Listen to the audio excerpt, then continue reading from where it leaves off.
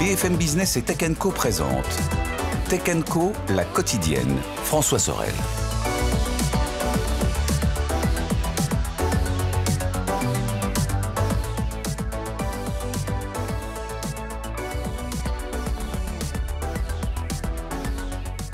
Vous m'entendez? Oui, ça y est, on y est. Voilà, si on n'allume pas le micro, ça marche beaucoup moins bien, comme on dit. Merci d'être là en tout cas. Bienvenue, Tech Co la quotidienne, 19h30, 21h. On est là chaque soir ensemble, vous le savez, radio-télé et les replays et les podcasts. Avec ce soir, au sommaire de ce Tech Co la quotidienne, on va commencer par une étude très intéressante sur nos usages de ChatGPT. Comment l'utilise-t-on pour le travail, pour les loisirs, pour la santé? On va rentrer dans les détails dans un instant. On parlera aussi de robotique. Est-ce qu'on assiste à un réveil en fait de l'industrie robotique? Figure.ai, qui est une start-up dont on entend beaucoup parler, vient de lever plus d'1 milliard $. On en parlera aussi. Et puis on est à quelques semaines maintenant du plus grand rendez-vous tech de l'année. C'est le CES, c'est à Las Vegas. Et à cette occasion, invité exceptionnel dans quelques minutes, dans 1 heure exactement, sur BFM Business, ce sera Gary Shapiro, qui est le patron du CITIE, le CITIE qui organise le CES, le Consumer Electronics Show. On verra quelles seront les tendances de cette saison, de cette édition 2026. Voilà le sommaire. Un grand merci d'être là et bienvenue à vous toutes et à vous tous. Tech Co, la quotidienne, le débrief de la tech. Tech Co la quotidienne donc, avec, pour débriefer l'actu ce soir, Stéphane Zibi est avec nous. Salut Stéphane. Salut François, bonsoir à toutes et à tous. Consultant, spécialiste en transformation numérique et en IA, bien sûr. Stéphane, que vous pouvez écouter de temps en temps sur le podcast de mon camarade On refait le Mac, d'Olivier Frigara, qu'on salue. Oui. À tes côtés, Stéphane, c'est Hugo Weber qui est avec nous. Salut Hugo. Bonjour François. Vice-président de Miracle.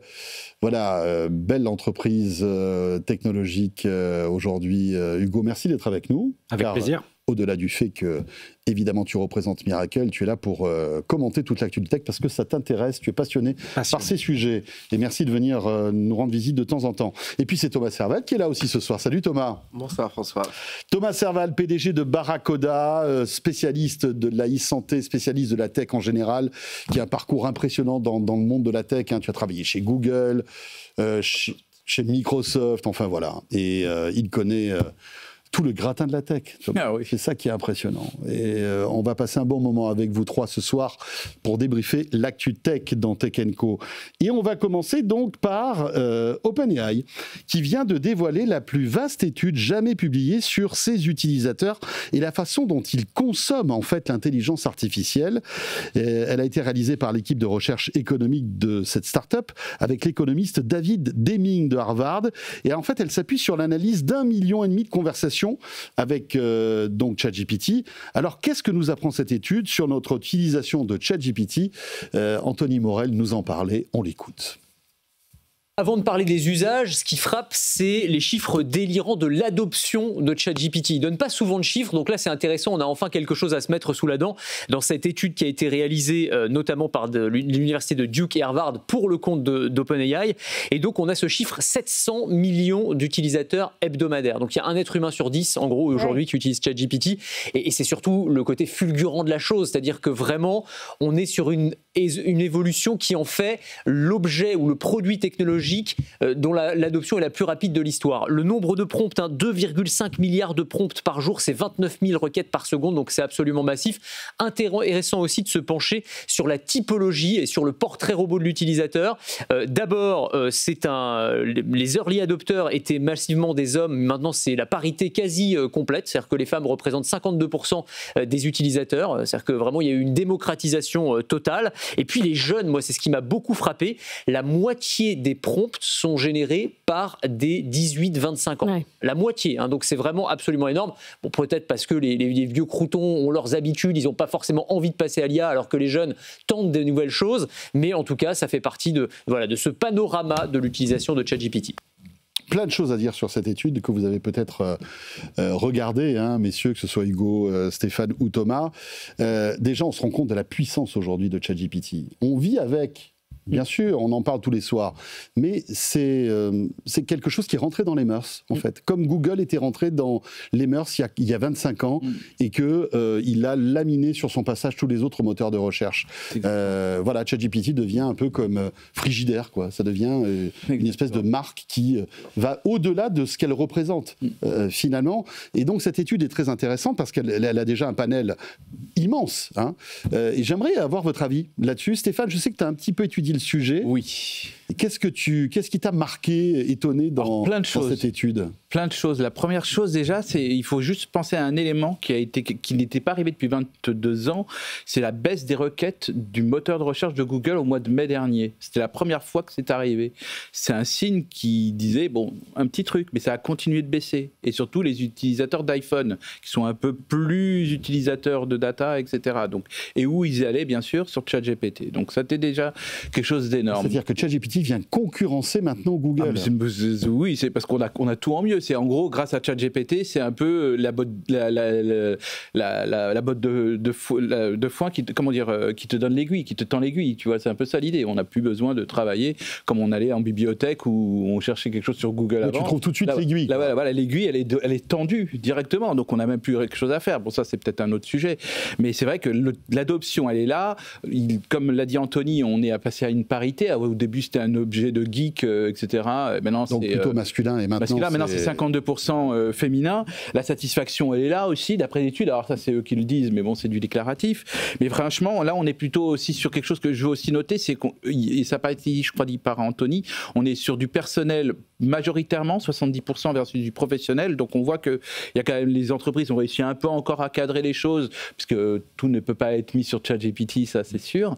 Mais voilà, il y a des pays entiers. La Norvège a signé avec ChatGPT. Tous les Norvégiens, ils ont accès à ChatGPT.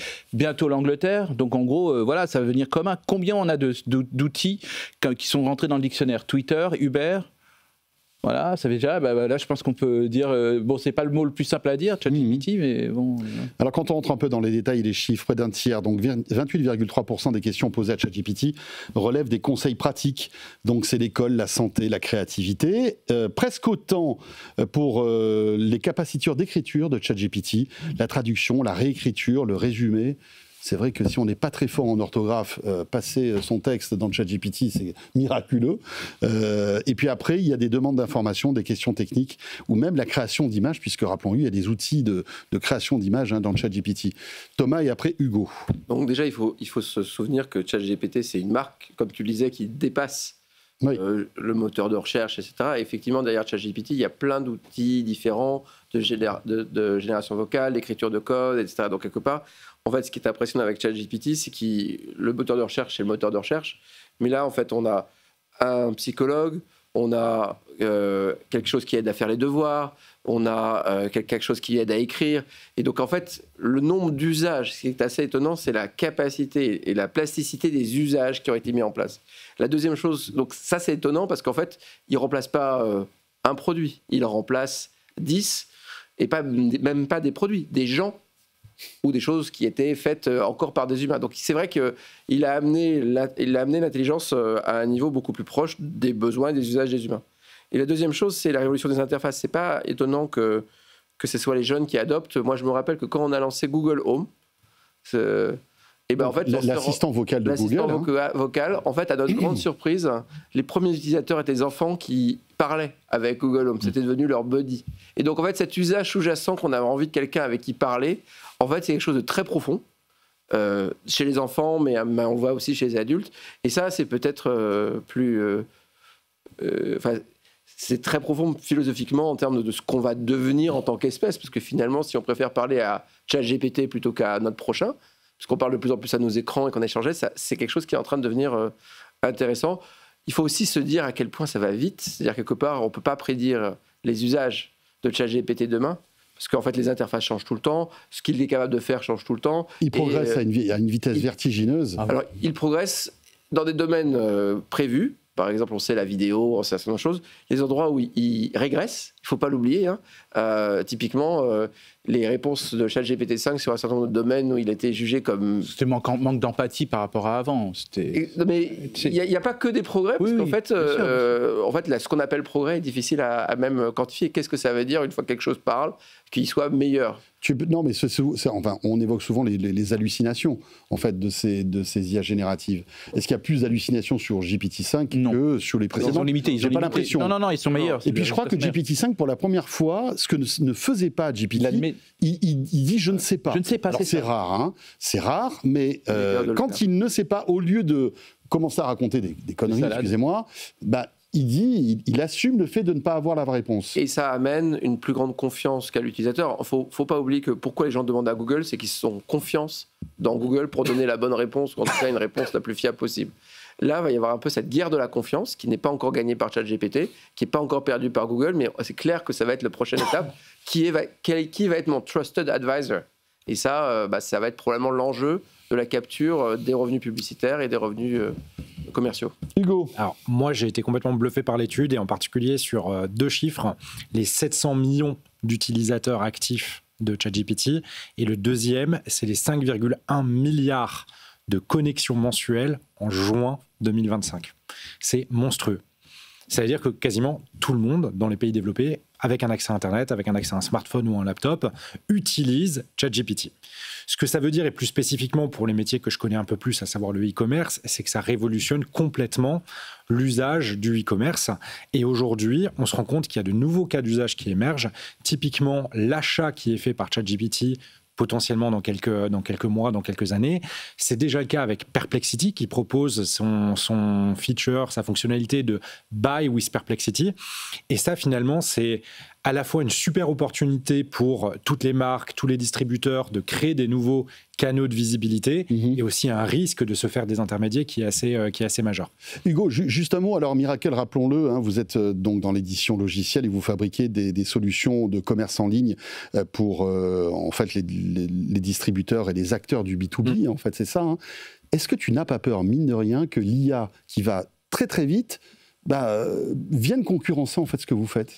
Non, parce qu'on voit qu'aujourd'hui, grâce à l'IA, tu peux faire des applis, tu peux faire des sites web, et on en est à l'an 1. Tu vois, c'est ça. En 30 secondes, ils créeront ta boutique avec un Shopify. Alors, ça, c'est un Shopify. Nous, on a quand même des flux derrière qui sont extrêmement colossaux. Enfin, je veux dire, le volume d'affaires qui est généré par Miracle sur les plateformes de nos clients, c'est 11 milliards l'année dernière.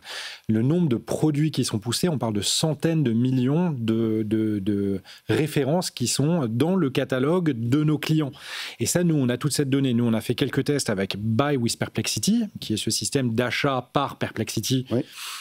Aujourd'hui, les flux logistiques ne passent pas, les flux de paiement ne passent pas.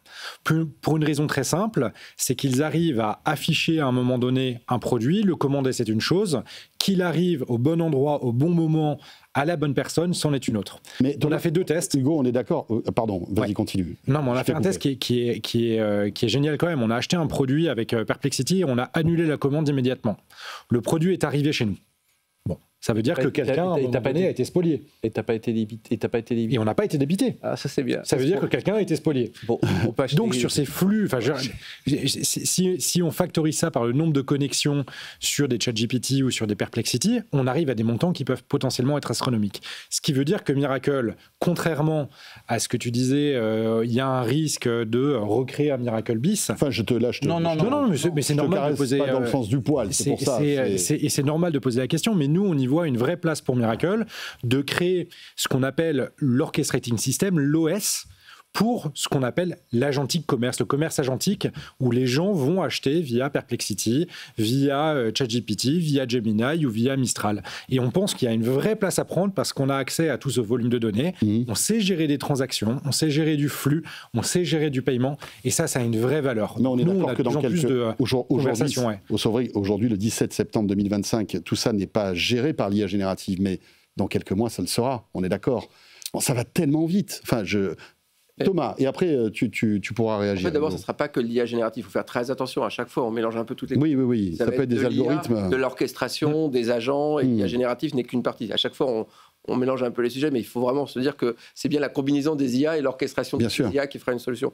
Non, ce qui est très important et qui va être la bataille sur laquelle le jury est toujours still out, comme disent les anglo-saxons, c'est clair que l'Internet, c'est nourri d'abord de la publicité. Comme ça, Google gagne de l'argent en vendant de la publicité.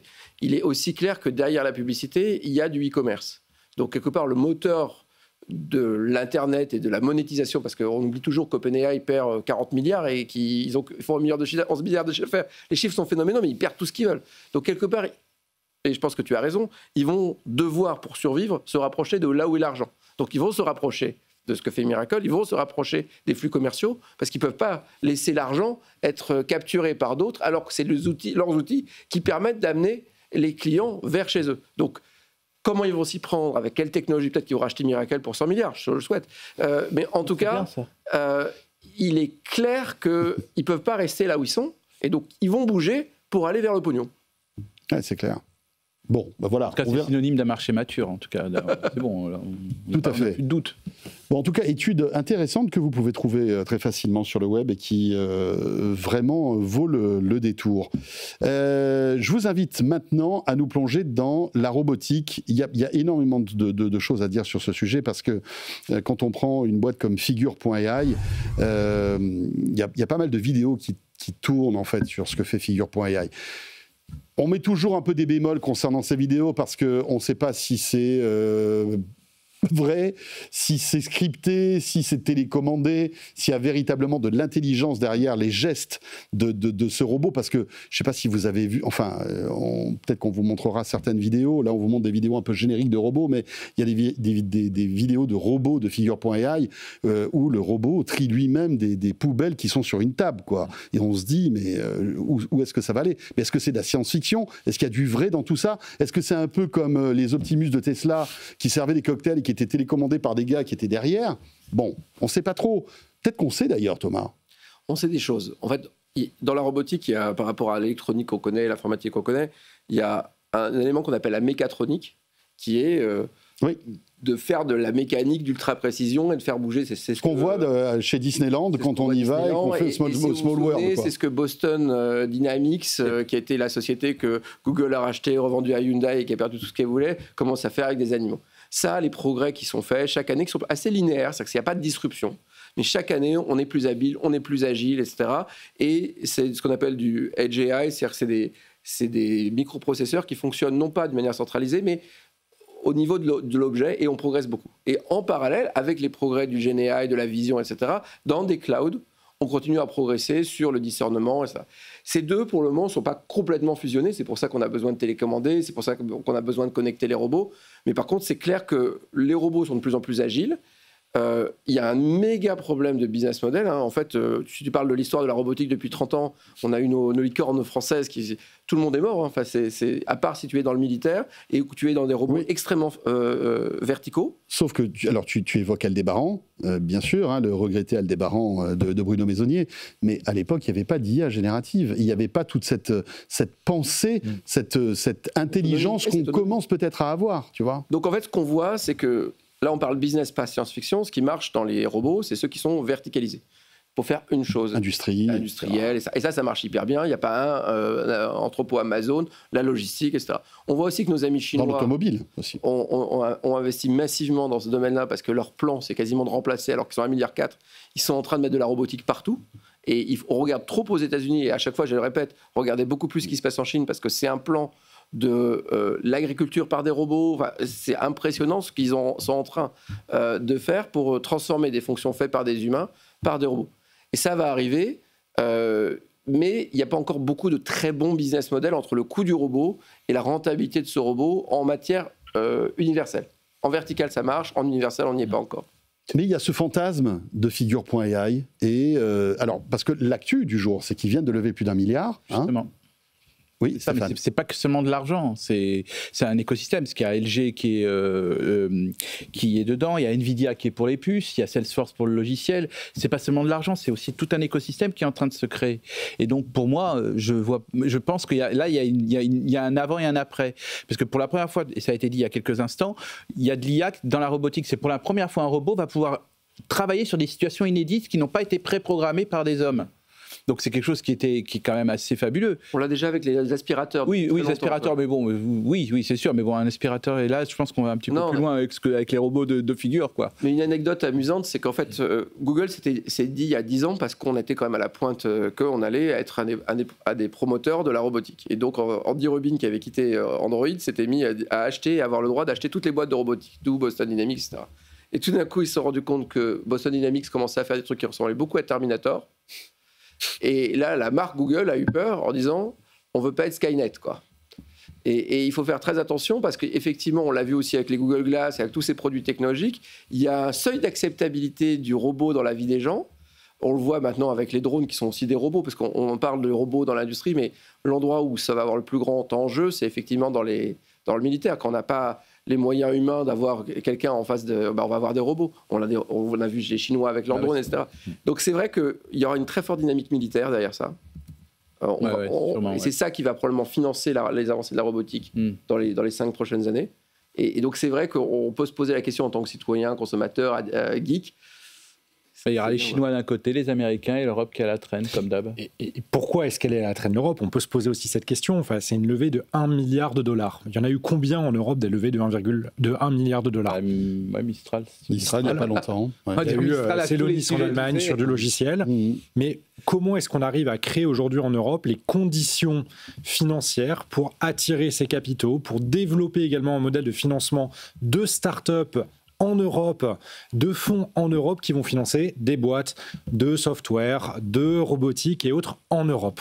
Sinon, on va continuer à se vassaliser auprès des États-Unis et auprès de la Chine. Et je pense qu'aujourd'hui, le vrai sujet politique dont tout le monde parle, c'est souveraineté technologique, souveraineté technologique, souveraineté technologique. Mais comment est-ce qu'on fait concrètement ?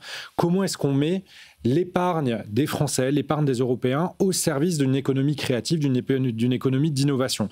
Aujourd'hui, il y a des vrais blocages politiques par rapport à ça et je pense qu'il faut complètement lever ces tabous pour justement financer des levées de fonds à 1 milliard en France. Donc l'épargne dormante, c'est ça en fait, le sujet que tu regardes l'assurance vie aujourd'hui, à peu près tous les Français ont une assurance vie, ont un peu de cash qui dort dessus. L'assurance vie, c'est 95% de fonds en euros. Dans du fonds en euros, vous avez quoi ? Vous avez de l'immobilier et de la dette française. On peut être très content que les Français achètent de la dette française, c'est une chose, et je pense que c'est bien. Après, ça ne va pas financer l'économie productive, ça ne va pas financer les startups. Vous prenez un parallèle canadien, les fonds de pension de l'Ontario Teacher Plan, donc le fonds de pension des instituteurs de l'Ontario, ils ont 10% de leur investissement qui va dans du non-coté.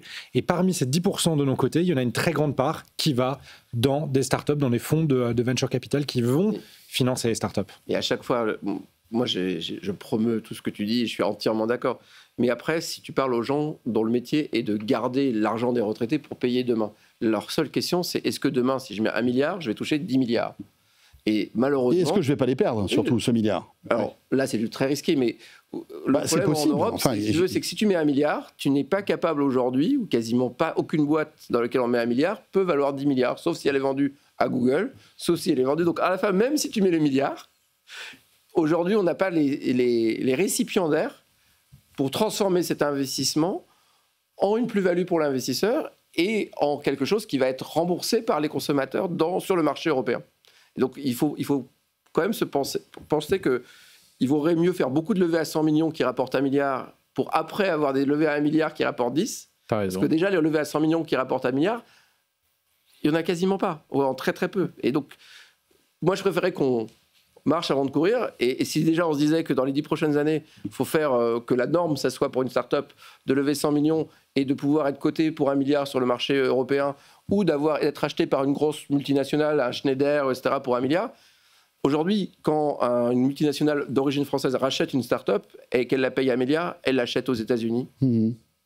Parce que la norme, c'est d'acheter les boîtes à 1 milliard là-bas, alors qu'acheter une boîte à 1 milliard en Europe, je ne connais pas beaucoup de transactions. Il n'y a pas beaucoup. Juste un mot, Thomas, sur en fait, le fantasme de ce robot humanoïde que l'on voit, alors qui est présenté chez Figure.ai. C'est le choix aussi de Tesla avec Optimus. Est-ce que ça te paraît du domaine du fantasme, demain, d'avoir un compagnon comme ça qui serait dans ta maison ? C'est quelque chose qui est encore totalement science-fiction ou qui pourra arriver dans les 10 prochaines années ? Ce qui me fait rigoler, c'est qu'en fait, si vous parlez robotique, normalement, surtout si vous avez été existé dans les 30 dernières années, vous pensez Japon. Le Japon, qui a un problème de vieillissement, a déjà anticipé que pour aider les personnes dépendantes ou en voie de dépendance, comme il y aura de moins en moins de jeunes pour aider les vieux, le robot sera la solution. Et c'est un plan à 30 ans des Japonais de faire ça. Et donc, dans les civilisations asiatiques, en tout cas au Japon et maintenant en Chine, un des usages imaginés et sur lesquels il y a un business model, c'est pour ça d'ailleurs que nos amis français étaient rachetés par des startups de robots japonais, on pense que le robot humanoïde, ou c'est pas nécessairement humanoïde, parce qu'en fait ce qui est intéressant, c'est que tu as besoin d'adoption. Parfois les gens aiment un robot chien. Ils préfèrent un robot chien. On a vu le succès du petit chien robot de Sony qui a eu... donc un robot familier avec quelque chose qui ne fait pas peur, parce qu'en fait, toute la problématique, c'est d'avoir quelque chose à la maison que tu acceptes.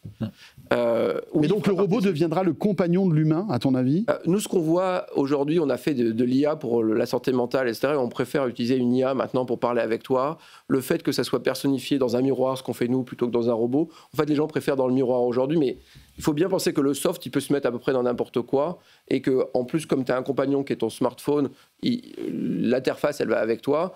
Le robot, il est pratique surtout justement pour les personnes âgées, pour des tâches où elles ne peuvent plus faire, où elles tombent. Donc en fait, c'est la dépendance, la prédépendance. Surveiller aussi les personnes âgées. Exactement. Et donc ça, même si ça fait un peu peur, il faut se dire que la démographie va faire en sorte que d'abord ça va arriver en Corée, puis après ça va arriver au Japon, puis après ça va arriver en Chine, et puis ça arrivera en Europe, pays vieillissants. Si, parce que alors moi j'étais surpris, les Chinois investissent comme des fous dans les robots. Regardez la boîte Unitree, ils font des trucs incroyables. Je ne sais pas si vous avez vu cette vidéo de ce robot qui se relevait alors qu'il était tombé en 1/10 de seconde. C'est Unitree. C'est ça, ouais. c'est un truc de dingue. Mais alors c'est amusant parce que en plus ils prennent ça sur le ludique en Chine, ils font des marathons de robots. Alors évidemment il y en a la plupart tombent par terre, se cassent la figure, ça marche pas, mais il y en a qui arrivent à faire plusieurs kilomètres, à courir sur plusieurs kilomètres, et en fait c'est comme ça qu'ils avancent. Mais tu vas dans un hôtel 3-4 étoiles en Chine, il y a des robots partout. C'est les robots qui te livrent dans ta chambre quand tu veux le room service, c'est un robot qui monte l'ascenseur et qui va te livrer. Et donc quelque part déjà dans l'hospitality, c'est déjà une réalité. Mais alors on n'est pas sur l'humanoïde parce que objectivement dans les aéroports, dans tous les endroits qui sont bien faits, avoir quelqu'un avec des jambes, c'est pas aussi efficace que quelqu'un avec des roues. Ouais, c'est clair. Si on contrôle l'environnement. Jusqu'au moment où il y a des escaliers, quoi. Voilà. Tant qu'on contrôle l'environnement. Messieurs, petite pause et on va revenir dans un instant. On va parler de cette rentrée dans le monde des smartphones avec peut-être une tendance qui est en train de se dessiner. Des smartphones qui sont de plus en plus couplés à d'autres appareils. On le voit avec les lunettes connectées, les montres connectées et puis la santé aussi qui monte en puissance. On évoquera aussi cet accord entre la Grande-Bretagne et les USA, cet accord de 42 milliards de dollars pour justement accélérer sur la technologie en Angleterre. Et puis évidemment, on parlera un petit peu de Chine aussi et de Nvidia. Merci d'être là. Petite pause et on repart dans ce Tech & Co la quotidienne avec Thomas Serval, ce soir Stéphane Zibi et Hugo Weber. A tout de suite. Tech & Co la quotidienne sur BFM Business. Tech & Co la quotidienne, le débrief de la tech. Voilà le retour du débrief de l'Actu Tech. Un grand merci d'être là. Il est 20h02 en ce 17 septembre 2025. Merci d'avoir choisi BFM Business. Tech & Co la quotidienne. On débriefe l'Actu Tech encore pendant une demi-heure avec ce soir Thomas Serval, Stéphane Zibi, Hugo Weber. Et puis aux alentours des 20h10, je recevrai Gary Shapiro qui est le patron du CES, en tout cas du CTA qui organise le CES, le grand salon de la tech. Ça sera 20h35, pardon, je me suis trompé. 20h35. Et pendant une dizaine de minutes, on essaiera de voir quelles sont les tendances en fait de cette édition 2026 qui se déroulera début janvier. Thomas, je sais que tu connais très bien Gary Shapiro et ça va être intéressant justement de discuter avec lui sur ce grand salon qui est toujours incontournable dans le monde de la tech. Tu y es chaque année d'ailleurs. On y est chaque année et là par contre il y a des interrogations.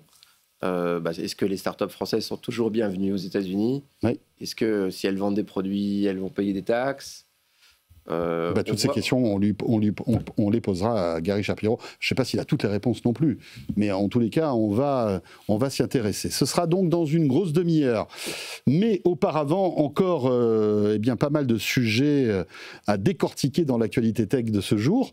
Et Stéphane, tu voulais en fait nous parler de cette tendance de l'accélération technologique sur tous ces appareils qui nous entourent. Alors évidemment les smartphones, mais il y a aussi les montres, montres, il y a aussi les True Wireless, donc les AirPods, etc., etc. Les lunettes. Meta va annoncer cette nuit de nouvelles lunettes connectées. Et tu voulais nous en parler ce soir de tout cela. Oui, François. En fait, cette rentrée, elle marque un peu un changement. C'est que, en fait, ces derniers temps, on avait quand même des téléphones qui se ressemblaient. Même, je ne sais pas si vous regardez des SUV, ils se ressemblent tous. De toute façon, à part le Tesla, ils se ressemblent tous. En fait, on avait une forme d'uniformisation. Alors, on avait juste comme différentiel iOS d'un côté, Android de l'autre. Après, selon les goûts et les couleurs, chacun pouvait aller à droite ou à gauche. Mais finalement, les interfaces, même certaines fonctionnalités comme la photo, étaient complètement le clone l'une de l'autre. Bon, on avait quelque chose de standard. Et là, depuis quelques temps, depuis que les écrans pliables de Samsung, depuis que Xiaomi a sorti son dernier téléphone de Xiaomi 16 avec 200 millions de pixels, Google Pixel se met aussi à avoir, bon bien sûr, vous avez vu la pub qui communique beaucoup sur l'IA et le téléphone augmenté, mais aussi s'est mis sur le pliable. L'iPhone 17 qui sort vendredi également change un petit peu aussi sa forme. On s'aperçoit quand même qu'il y a des choses, ils veulent aller vers d'autres choses. Et il y a un nouvel usage, bien sûr, l'IA, parce que ça devient notre compagnon, bien sûr, pour les smartphones, mais comme tu le disais, les appareils connectés viennent aussi dans cet écosystème. Alors, c'est vrai qu'il y a celui de Google et d'Android en général, celui d'Apple. Et donc, pour Apple, ils sortent deux montres, mais en tout cas, une nouvelle montre vendredi, des nouveaux AirPods, ce qu'ils n'avaient pas fait depuis 2022, qui ne sont pas obligatoirement seulement une montre qui est connectée, ça va être autre chose, ça va être un truc vraiment, un véritable assistant de santé. Pour la première fois, on va avoir des indications sur la variation de tension. Il y a beaucoup de gens qui ont de la tension artérielle dans le monde entier. Ils vont avoir des choses... Alors, c'est un mal silencieux, hein, la tension artérielle. C'est pour ça, bien évidemment. Et je pense à ma maman en particulier, parce qu'elle en a beaucoup. Et je me suis dit, bon, maintenant, il faut juste faire le passage, mettre une montre à une personne âgée. Bon, ça, pourquoi pas. Mais ça peut servir, bien évidemment. Mais ce que je peux juste indiquer, c'est que au début, ils insistaient beaucoup sur le sport, maintenant c'est sur la santé. Et même nos AirPods, qui sont quand même l'une des plus belles réussites, ou pour moi la seule grande réussite matérielle de Tim Cook, parce que je crois que c'est plusieurs milliards, voire même plus de 13 ou 14 milliards. Je pense qu'il y a beaucoup de sociétés du CAC 40 qui voudraient avoir ce chiffre d'affaires rien que sur un produit, ce qui est le cas. Ben là, la version 3 qui sort vendredi va pour la première fois indiquer des indications au niveau cardiaque. Et après, et j'ai les indications comme ça qui vont peut-être donner des indications au niveau cérébral, donc prévenir des AVC. Imaginez, vous avez acheté des AirPods et vous pouvez rester entre guillemets en bonne santé. Je pense qu'on veut le trou de la Sécu et on devrait presque avoir nos mutuelles qui nous rembourseraient nos écouteurs, si c'est le cas en tout cas. Et dernière chose sur les lunettes, là il y a une accélération, il y a eu au début des tentatives de la part de Meta, qu'on peut appeler ça, qui étaient plutôt intéressantes, qui sont après associées avec Ray-Ban. L'année dernière, on avait une belle évolution. Cette année, avec Oakley, et ce qui va être annoncé cette nuit, je pense que là, on va encore avancer dans le vœu pieux de laisser tomber notre smartphone, de potentiellement, bon, bien sûr, l'usage d'utiliser les lunettes comme un nouvel écran, en tout cas quelque chose qui va être utilisé comme tel, mais on va avoir... de nouveaux usages. Et ces nouveaux usages vont être très intéressants. C'était le but de ce sujet-là. C'est que pour la première fois, donc, ces innovations matérielles vont entraîner des nouveaux usages qu'on n'avait pas ces dernières années, qui étaient un peu plan-plan. Il faut dire les choses comme elles sont. Peut-être on est devenu blasé également, mais je pense qu'on a vraiment beaucoup de choses à voir là-dessus et je sais que Thomas aura beaucoup de choses à dire sur la santé, bien plus que moi. Alors on va écouter Hugo et puis après Thomas réagira parce que je sais que c'est un sujet qui lui tient à cœur, mais j'imagine toi aussi. Alors moi pour le coup j'ai un contrepoint un peu particulier sur l'usage des AirPods. Je suis revenu aux AirPods très filières. Et j'en vois de plus en plus, il y a même des trends sur Instagram où des gens reprennent parce que un, ils se perdent, parce que deux, la qualité du son elle se dégrade hyper rapidement. Ah bon, je pense que c'est hype le fil. Comme tout ce qui est analogique revient. Le Nokia ou le StarTAC bientôt Non, alors là, on est sur un... Ça serait... Mais attends, tu sais que le Nokia avait relancé un 3210 un peu boosté, etc. Non, il y a énormément d'émergence, y compris maintenant de smartphones low-tech. J'en ai vu quelques-uns dans des salons à droite et à gauche où, effectivement, on bloque un certain nombre d'applications dans les sujets de concentration pour ne pas être dérangé tout le temps. Bon, moi aussi, je vois l'émergence, pas seulement des sujets ultra high-tech. Tu parlais de la tension artérielle prise dans les AirPods. Non, c'est la fréquence cardiaque. La fréquence cardiaque, la fréquence cardiaque pour les oreilles. Mais il y a aussi l'émergence du low-tech qui fonctionne de plus en plus. Moi, j'ai mis un raccourci sur mon téléphone où je le bascule en 3 clics en noir et blanc pour ne plus être dérangé, ne plus avoir les notifications. C'est quelque chose qui me permet de plus me concentrer sur un certain nombre de tâches. Donc, il faut aussi noter qu'il y a il y a le high-tech et il y a le low-tech. Le deuxième point que tu mentionnais sur les avancées médicales, moi, je suis quand même assez dubitatif là-dessus parce que ce qui coûte le plus cher aujourd'hui à la sécurité sociale, c'est le manque de traitement ou le manque d'examens complémentaires lorsque vous avez des maladies chroniques. Enfin, votre téléphone, il ne va pas faire votre bilan de la cataracte quand vous avez un diabète. Aujourd'hui, il y a 1/5 des populations qui ont un diabète de type 2 qui ne vont pas faire leur examen de la cataracte. Voilà. Oui. Mais qui te dit que demain, on n'aura pas un capteur dans ton Apple Watch qui pourra détecter le diabète? Franchement, c'est pas détecter le syndrome, c'est traiter les maladies chroniques. C'est déjà le cas. Oui. Et aujourd'hui, les maladies chroniques, on a tous des médicaments pour traiter ces choses-là. Donc, je ne suis pas sûr que la technologie va résoudre ça, sauf si elle oblige les gens à suivre un traitement. Il y a une chose. Alors, on va donner la parole à Thomas parce que c'est un sujet aussi que moi je suis, que je trouve passionnant. La keynote d'Apple a commencé par des témoignages d'utilisateurs d'Apple Watch dont la vie a été sauvée grâce à leur montre. Exactement. C'est quand même un truc de dingue. Là, que tu sois high-tech ou low-tech, tu es obligé de te dire si on forme la moitié de la population française aux gestes de premier secours qui font leur AFPS, on sauvera beaucoup plus de personnes qu'avec une Apple Watch. Oui, mais là, tu as simplement un bracelet autour du bras. Mais s'il n'y a personne qui est capable de faire un massage cardiaque derrière, c'est bien beau d'avoir une alerte sur son téléphone qui permet de dire attention, vous êtes en fibrillation ventriculaire, ça ne sert à rien derrière. Il faut avoir des gens qui sont formés au premier secours pour ça. Et en France, on n'est pas du tout au niveau de pays scandinaves par rapport à ça. Enfin, formons les gens au premier secours, ça fera beaucoup plus qu'avec une. Mais tu as tout à fait raison, et peut-être mettre sans doute beaucoup plus de défibrillateurs dans les zones où il y a du monde. Mais ce qu'il y a d'incroyable, et pour compléter ce que tu dis, l'Apple Watch ne prévient pas quelqu'un qui va mourir, elle prévient en fait qu'il y a. On commence à avoir un début de problème qui peut entraîner des pathologies graves. Et c'est ça qui est intéressant. C'est-à-dire que tu es vraiment parfois au tout début d'une pathologie et tu vas voir ton cardiologue qui va détecter en fait ce que la montre a détecté, alors que finalement, toi, tu ne ressens rien et peut-être que tu aurais pu déclarer quelque chose de beaucoup plus grave. Thomas. Alors toi, c'est ton job. Hein. Voilà, rappelons-le, donc Thomas, c'est vraiment son truc. C'est pour ça j'ai fait la merci pour la promo. J'ai une boîte qui s'appelle Barracuda Daily Health Tech. On fait que ça. Voilà. Alors, peut-être 3 éléments par rapport à Apple, juste pour remonter. C'est normal que ça a mis 5 ans ou 6 ans à sortir, parce que pour pouvoir avoir un algorithme qui soit satisfaisant au regard des exigences réglementaires, pour avoir une quelconque fonction médicale, il faut 2 ans si tu copies un produit qui a déjà existé et 5 à 10 ans si tu pars de rien. Ce qui a fait Apple en tant que pionnier et qui avait les moyens et le temps pour le faire. Donc ça, c'est la première chose. C'est pour ça qu'il y a eu cette période entre la vision, parce qu'Apple a une division santé depuis 10 ans. Apple, il voit, comme d'ailleurs tous les multinationales de la tech, la santé est le métier le plus inefficace au monde.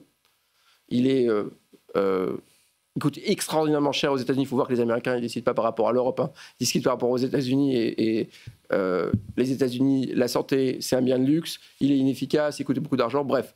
Apple investit massivement parce qu'il y voit un immense business et que vous allez voir dans les 10 prochaines années qu'ils vont essayer de faire en sorte que leurs produits deviennent recommandés, nécessaires à la chaîne du soin.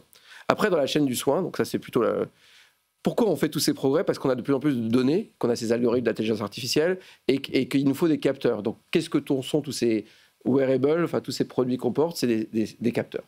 On ne comprend pas trop ce qu'ils font au début, on entend des signaux et puis on n'en comprend pas. Puis après, puisqu'on sait qu'à la fin les gens tombent malades, on peut réutiliser toutes les données qu'on a capturées pendant 1 an, 2 ans, etc. pour trouver, ou pas d'ailleurs, des prédicteurs d'une situation en disant en fait, quand on voit cette combinaison-là. Et le fait que les gens portent depuis 10 ans des Apple Watch, portent depuis 8 ans des AirPods, etc., c'est des sources de données qui ont permis d'avoir des hypothèses, de les valider scientifiquement et de les prouver cliniquement. Et ce qu'on voit depuis 2023-2024 en matière de prévention, parce qu'effectivement, il y a le soin, et puis il y a tout ce qu'il faut pour l'éviter. En fait, 98% des dépenses de santé en France, 90% aux États-Unis sont des dépenses de soins. On dépense 2% dans la prévention. Et on met 4% si on compte les vaccins.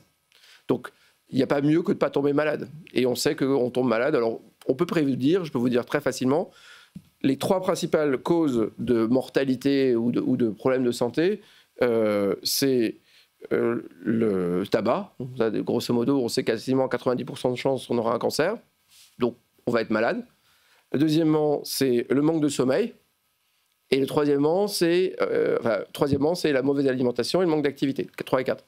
Et avec ces 4 trucs-là, on prédit 98% des risques de santé. Et qu'est-ce que font tous ces wearables ? Ils mesurent ça. Mais voilà. Donc pour la première fois, on peut... Pas la cigarette quand même. Alors cigarette, non, on a essayé, on s'est planté. Mais si tu arrives à combiner avec des outils, notamment la plateforme qu'on a créée, qui permet de prendre tous ces outils qui sont en train d'être déployés, on va pouvoir faire pour la première fois de la prévention scientifique, plutôt que de dire manger 5 fruits et légumes par jour, ce que fait la publicité. Et c'est à peu près, je donne l'analogie, c'est le marketing. C'est le marketing avant Google, où on ne pouvait pas mesurer le clic. Puis maintenant, on va pouvoir mesurer si les gens écoutent et puis agissent. Et puis l'autre problème pour lequel les gens tombent malades, c'est qu'on maintenant on diagnostique très bien avec des outils. Mais il y a un deuxième élément qu'on appelle la prévention, qui est dans la prévention tertiaire, c'est quand on sait que vous avez une maladie chronique, en fait l'essentiel des gens qui meurent d'une maladie chronique, ils meurent de la non-adhérence au traitement. En fait, ils savent ce qu'ils doivent faire, mais ils ne le font pas. Or, le cas du diabète. Le cas du diabète, c'est le meilleur des exemples parce que c'est celui qui a le plus gros impact. Or, on a maintenant, grâce à ce qu'on a fait dans la gamification, le jeu vidéo, etc., nous, on l'a fait pour que les enfants se brossent bien les dents. On est le leader mondial de ces trucs-là pour faire en sorte que les enfants se brossent bien les dents. Et en fait, on se rend compte que ces petits objets qu'on porte tout le temps, ils sont devenus des addictions. Et si on le transforme, non pas en objet d'addiction pour faire du jeu et devenir plus bête, mais comme un objet de santé, on va avoir un impact sur la santé. Et alors, ce qui se passe en ce moment, et c'est une tendance qui a eu déjà un premier cycle de hype et qui va remonter, c'est qu'on crée ce qu'on appelle des digital therapeutics. Aujourd'hui, vous prenez un médicament, par exemple celui de Novo, et vous n'avez plus faim, vous maigrissez. En fait, on arrive à faire en sorte qu'il y ait des applications ou des wearables qui changent le comportement des utilisateurs. Et donc, pourquoi je payerais une molécule chimique et je la rembourserai par la sécurité sociale, parce qu'elle me donne moins faim et donc je maigris, et pas l'application qui fait la même chose. Et donc en fait, on est en train d'imaginer que le monde de la après, santé... il y a des gens qui sont obèses d'une manière, c'est pas parce qu'ils mangent trop, parce qu'ils sont malades, ils sont obligés d'avoir un traitement médical. La montre ou un objet connecté ça va rien changer pour eux. Ça va pas, enfin, ça va peut-être les améliorer un petit peu, mais ça va pas régler le problème. On a pas mal de startups avec lesquelles on travaille, il y a pas mal de startups françaises, ou en tout cas fondées par des Français, qui justement sont en train de se dire, en fait, la meilleure cible pour avoir de l'impact sur la santé, c'est justement ces personnes en surpoids, qui sont beaucoup aux États-Unis et là, si on leur fait faire ne serait-ce que 1 km par jour et qu'on leur dit on vous donne $50 pour le faire, tout le monde gagne. Et donc, aujourd'hui, il y a les grands assureurs américains qui ont des gens dans des call centers qui appellent les employés obèses des grandes entreprises qui ont ce programme de couverture et qui leur disent vous savez que vous pouvez gagner $50 ? Allez faire 1 km. Et donc, en fait, on va pouvoir mesurer que c'est fait. Et donc, ces wearables seront un peu des espions, seront aussi des éléments de prédiction et seront la santé du futur, quoi qu'il arrive. C'est-à-dire qu'il n'y a pas besoin de se poser de questions. On n'aura pas d'autres moyens pour éviter que les coûts de santé avec le vieillissement de la population explosent que de les utiliser. Mais ça n'est pas en contradiction avec ce que tu dis. Non, pas du tout. Et je pense que la philosophie, la statistique que tu as donnée au tout début est intéressante. Quand je pense à 2 sociétés, donc une française s'appelle Zoe et l'autre c'est Neko Health qui est créée par Daniel Ek, le fondateur de Spotify. En gros, sur Neko Health, tu te mets dans un grand scanner, en 20-25 minutes, il te fait un méga check-up et tu reçois toutes les données, tous les résultats sur ton smartphone juste après. C'est quand même assez dingue. Pareil, Zoe, c'est un peu différent. On paye aussi une sorte de check-up, mais avec des dizaines... Oui, c'est un check-up 5 étoiles, on va dire. Avec du casse, etc. Ouais, c'est autre chose. Mais en gros... C'est 3 500 €, je crois. 3 600 € exactement par an, avec donc des dizaines de traitements sanguins et autres, des radios et compagnie. Et c'est sûr que c'est pas la même philosophie que Neko Health, qui est quand même, à mon humble avis, beaucoup plus accessible. C'est 250 € la séance chez Neko Health.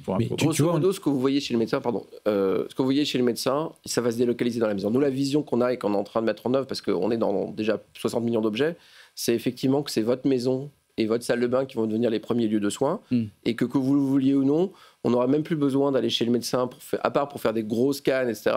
La plupart des informations pertinentes pour votre santé, même si vous avez des maladies chroniques, vous les aurez de la maison. C'est dingue. Oui, Hugo, Attends. tu voulais rajouter quelque chose? Non, mais en fait, je voulais juste conclure sur l'obsession qu'il y a aussi de certains patrons de la tech, notamment dans la Silicon Valley, sur cette notion de transhumanisme, Oui, transhumanisme, bien sûr. de longévité. Enfin, c'est quand même hallucinant de voir que ces gens-là ont envie de rajeunir ou d'étendre de manière illimitée leur vie. Il y a eu un très bon reportage sur Arte il y a quelques jours où ils en parlaient effectivement de tout le côté très transhumaniste finalement de la tech. Voilà, c'était simplement ce que je voulais rajouter. Ça aussi, c'est un vrai sujet passionnant, hein, le transhumanisme et ces milliardaires qui ont tout, en fait, et qui essaient de dépenser énormément d'argent pour essayer Moi, ça me fait peur. de grappiller quelques années d'espérance de vie Nous, on va lancer une supplémentaire. nouvelle boîte autour de la longévité avec le plus grand spécialiste français sur le domaine. Et en fait, ce qui est assez intéressant, c'est que il y a vraiment des publications scientifiques depuis 2023-2024 qui permettent vraiment d'avoir de l'action sur votre longévité. Je ne vais pas spoiler tout ce qui va se passer, mais on a maintenant de la Si tu as science. 2-3 tips pour qu'on gagne quelques années de Tech & Co, ça me va. Tu me feras revenir quand sortira le produit, mais on a maintenant... Je vous donne un exemple assez intéressant. La santé avant, c'est un médicament, une pathologie. Or, en fait, la réaction et la capacité d'absorption d'un médicament d'une personne à l'autre est complètement différente. En récupérant le code génétique et les marqueurs sanguins d'une personne, on peut savoir comment il va réagir à tel médicament de manière très prédictible. Donc déjà, rien qu'en changeant rien, mais juste on pourra prescrire mieux un médicament qui... En fait, on va personnaliser les traitements. Exactement. C'est-à-dire qu'on aura chacun notre traitement pour notre organisme parce qu'on va savoir comment il va réagir. Exactement. C'est ce qui se passe d'ailleurs déjà un peu dans le cancer avec l'immunothérapie. Absolument. Mais en fait, le cancer, on peut le faire aussi de manière positive. Oui, bien sûr. Sur la longévité. Et tout ça, c'est des technologies qui sont maintenant disponibles avec de la science qui est sérieuse. Le paradoxe des cliniques de longévité, j'ai regardé le sujet en détail aux États-Unis, c'est que le paradoxe, c'est que c'est pas la science qui fait acheter, c'est plutôt l'expérience client, comme on dit. C'est-à-dire qu'en fait, il vaut mieux avoir une laborantine charmante pour promettre la vie éternelle à une personne de 70 ans très riche que d'avoir un médecin un peu rugueux qui vous explique que, compte tenu de vos marqueurs sanguins... Il faut arrêter les burgers. Exactement. Et donc, comme on verra le résultat que quand on sera mort, en fait, ce qui se vend, c'est le premier modèle, pas le deuxième. Mais on est d'accord qu'on est à l'aube d'une vraie révolution dans le domaine de la médecine. Ah oui, oui. On est d'accord. C'est pour ça que j'ai misé l'essentiel de mes investissements de tes dans le domaine. ressources là-dedans. C'est important parce que quand on veut faire des économies pour de la sécurité sociale, on attaque toujours de la même façon. Essayer sur les coûts, d'augmenter les consultations, d'augmenter la participation du patient, etc. Alors que ce serait tellement plus simple d'utiliser l'IA et les data et la technologie pour pouvoir faire plus de prévention. Les pays émergents, on le voit au Moyen-Orient, on le voit en Asie. Et donc, effectivement, nous, on a le malheur d'avoir un système qui ne coûte pas assez d'argent pour qu'on réagisse vraiment. Parce qu'effectivement, le malade ne paye pas la plupart du temps les soins qui lui sont prodigués. Et si rien qu'on les affichait, je pense qu'il y a un certain nombre de comportements qui changeraient. 100% d'accord. Allez, il nous reste 6 minutes. On franchit la Manche, les amis, pour nous intéresser à la visite de Donald Trump en Grande-Bretagne, avec évidemment ce chiffre quand même impressionnant de 42 milliards d'investissements en Grande-Bretagne. Google, Microsoft, tous vont mettre énormément d'argent. Alors, tous vont investir évidemment dans l'intelligence artificielle. On se rend compte que, les relations privilégiées qu'il y a entre les États-Unis et la Grande-Bretagne, portent leurs fruits. Finalement, c'est beaucoup d'argent qui va être mis sur la table là, et toutes les grandes boîtes américaines vont avoir un petit peu leur headquarter européen, si je puis dire, en Angleterre. C'était déjà un peu plus ou moins le cas déjà depuis quelques temps, depuis le début. Brexit ou pas Brexit, tout le monde était basé à Londres ou en Irlande. Donc, le Brexit avait un petit peu déstabilisé tout ça. Le premier bureau créé par OpenAI, il y a eu des questions qui ont été posées. Au UK, a été à Londres, avant d'être à Paris ou autre part. C'était Londres pour OpenAI. Ouais, c'était Londres, c'est ça. Mais en fait, quand j'ai vu ça, franchement, j'ai repensé à ce fameux dîner où il y avait tous les chefs de la tech à la Maison Blanche, où Trump dit combien vous allez mettre d'argent Apple aux États-Unis. Non, il a commencé par Zuckerberg. Zuckerberg qui dit 600 milliards. Donc Apple dit aussi 600 milliards. Il y en a un qui casse les 600 milliards, il dit 75 seulement. Là, il est passé pour un petit joueur, tu vois. Et là, d'un seul coup, c'est un peu... Et en gros, c'était quasiment une sorte de... Oui, de surenchère. Voilà. Et là, tu vas être obligé, tu le dis publiquement, j'ai mis les caméras, donc tu vas être obligé de le faire, donc tu vas être obligé d'investir. Mais ce qui était très marrant dans cette séquence, c'était pas au-delà du nombre qui était annoncé par les personnes, c'est Mark Zuckerberg qui oublie de couper son micro, qui se penche vers Donald Trump en lui disant « Est-ce que c'est bien le chiffre que tu voulais que je dise ?» ça. Pardon, mais à un moment donné, on peut aussi douter des chiffres et des effets d'annonce. C'est du marketing permanent. Mais là, c'est la même chose. Sauf que là, c'est pas 600 milliards, c'est juste que 42 milliards. Et derrière cet accord, il y a quand même un sous-jacent qui est important, c'est que les États-Unis ont pris très peur pendant la crise du Covid sur la partie santé, puisqu'on en est encore. Et donc, en fait, il y a surtout un investissement de 30 milliards de GSK aux États-Unis, parce que, effectivement, les États-Unis se disant qu'ils peuvent être dépendants de la Chine pour les médicaments ou d'une boîte anglaise, il faut absolument que GSK, qui est un des leaders des labos, investisse aux États-Unis. Et donc, c'est une option. Eux, ils vont avoir à les mettre s'ils veulent rester et jouer. Et bon, après, moi, ce que j'ai connu chez Microsoft, c'est qu'on annonce pour ce que les politiques demandent. De toutes les manières, on sait qu'ils ne seront plus là quand il faudra les déployer. Et on oublie ces chiffres, c'est ça ? On le fait au départ, et puis après, En fait, l'histoire va tellement vite que... Voilà, c'est difficile de prévoir un plan d'investissement sur 10 ans, quoi. C'est comme les 200 milliards d'Oracle avec... les effets d'annonce, c'est ce que... C'est 300 milliards d'OpenAI. Ouais, alors qu'ils n'ont même pas le début du commencement de l'argent, c'est comme les 50 milliards... Enfin, les effets d'annonce... Ou Stargate, le projet Stargate de 500 milliards. C'est 500 milliards, c'est au tout début de son mandat, tu te rappelles, il a dit ça. Mais bon, avec SoftBank en... Ce qui est intéressant, c'est que parmi tous ces investissements, alors bien sûr, il y a le cloud, il y a l'IA, il y a le quantique, mais il y a aussi le nucléaire. C'est normal. C'est l'énergie... Décarbonée. Décarbonée. Non, mais je vous rappelle que l'un des gros clients d'EDF aujourd'hui... au Royaume-Uni, voilà, c'est le Royaume-Uni, quoi. Bah oui. Ça veut dire que là, on vient aussi un peu chasser sur nos terres. En fait, la tech devient un élément diplomatique. C'est quand même dingue. Moi, franchement, quand on faisait nos petits sites internet dans les années 90, imagine, on parle de ça. Moi qui n'avais été pas dans la Silicon Valley pendant 3-4 ans avec le Covid et je suis revenu chez Google, Meta, etc., le changement même des campus qui étaient ouverts sur la science, etc., sont vraiment des forteresses de la défense. Enfin, on avait travaillé avec des industriels de la défense et en fait, rien ne ressemble plus à une forteresse de la défense que le siège de Meta et que le siège de Google.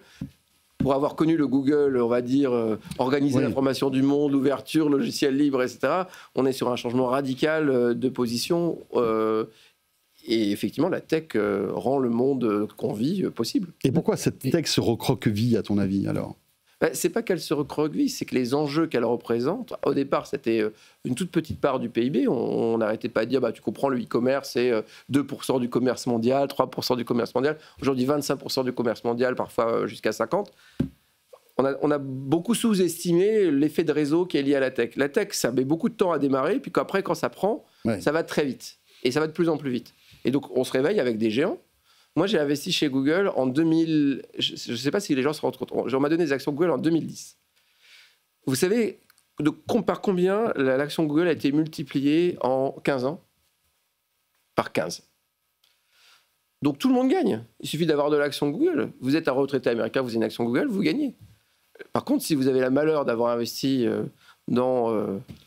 Là, Nvidia, c'est peut-être encore un petit peu mieux.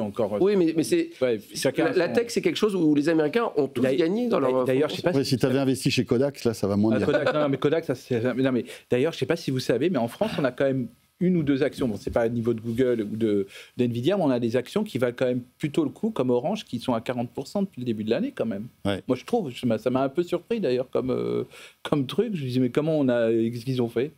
Voilà. Moi, je voulais juste revenir sur ce que tu disais tout à l'heure par rapport à la géopolitique de la tech. Asma Mala, je crois que vous l'avez invité plusieurs fois. Moi, c'est vraiment devenu un vrai sujet. Et quand je vois ce partenariat entre les US et le Royaume-Uni, je revois la création d'un atlantisme de la tech, d'une ligne entre les États-Unis et la Grande-Bretagne qui font front face aux géants chinois et l'Europe au milieu qui est un petit peu perdue, on ne sait pas trop ce qu'on fait. J'en reviens à ce que je disais tout à l'heure sur... on régule, c'est vrai qu'on régule beaucoup, je le sais très bien. Mais je me demande quel est en fait le dessin de l'Europe par rapport à ça. Est-ce qu'on va enfin se réveiller et prendre conscience de l'état dans lequel on est aujourd'hui, continuer à alimenter et créer des startups, à créer cette domaine d'innovation. Par moments, j'ai un peu le sentiment que le paysage politique considère que l'entrepreneuriat, c'est devenu un gros mot, que les startups, c'est un gros mot, et qu'il faut absolument bannir ça. Et moi, ça me fait un petit peu peur, surtout à l'heure où, finalement, comme on en parlait en début avec OpenAI, où on a cette révolution des usages. Enfin, on est en train de vivre un changement qui est considérable dans le monde dans lequel on vit. Ça sera le mot de la fin. Merci beaucoup à tous les trois. Merci Thomas. Merci. Thomas Serval, donc PDG de Barracoda. Merci à Hugo Weber, vice-président de Miracle. Et merci à Stéphane Zibi, consultant spécialiste en transformation numérique et en IA. C'était très intéressant tout cela. Vous restez avec nous. Bientôt 20h30. On va revenir après cette petite pause. Le Tech Flash dans quelques instants. Et puis les tendances du CES 2026. Ce sera tout début janvier avec un invité exceptionnel qui me rejoint sur ce plateau. C'est Gary Shapiro, le boss du CES. Et puis nous parlerons encore de robotique avec une start-up française qui s'appelle Gobano Robotics et qui annonce cette levée de 3 millions d'euros. On découvrira un petit peu dans le détail ce qu'elle fait. Ça sera dans quelques minutes. Merci d'être là. Petite pause et on est de retour. À tout de suite. Tech & Co, la quotidienne sur BFM Business.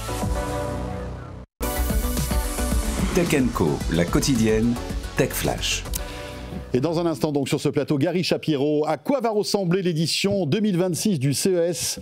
Quelques minutes encore de patience, mais auparavant, comme chaque soir, c'est le Tech Flash, vous le savez, ce qu'il faut retenir de l'actu tech de ce jour. Et ce soir, c'est avec Julien Thibault, qu'on salue. Salut Julien et bienvenue. Bonsoir François, bonsoir à toutes et à tous. Et à la une, en déplacement à Londres, Donald Trump a annoncé un gigantesque accord de 35 milliards d'euros avec le Premier ministre Keir Starmer. Alors qu'hier on parlait de Google qui a annoncé investir 5 milliards d'euros, c'est au tour de Microsoft de s'engager avec 21 milliards d'euros dans l'IA et les data centers sur le sol anglais. Du côté des plateformes, Google continue d'avancer ses pions dans l'IA. YouTube va lancer une version gratuite et simplifiée du générateur de vidéos de Google VO3. Objectif, permettre aux utilisateurs, même débutants, de créer facilement de courtes vidéos conçues entièrement par l'intelligence artificielle, une innovation qui pourrait bien faire exploser le nombre de contenus disponibles sur la célèbre plateforme. Et Julien, la révolution de l'IA qui ne touche pas seulement les plateformes, mais qui s'étend aussi à la robotique. Et oui, figurez-vous, l'un des leaders dans le domaine vient de lever $1 milliard pour s'imposer dans la course aux humanoïdes. La start-up porte ainsi sa valorisation à près de 33 milliards d'euros. Et parmi les investisseurs, on retrouve des géants de l'industrie comme Nvidia, Salesforce ou encore Qualcomm.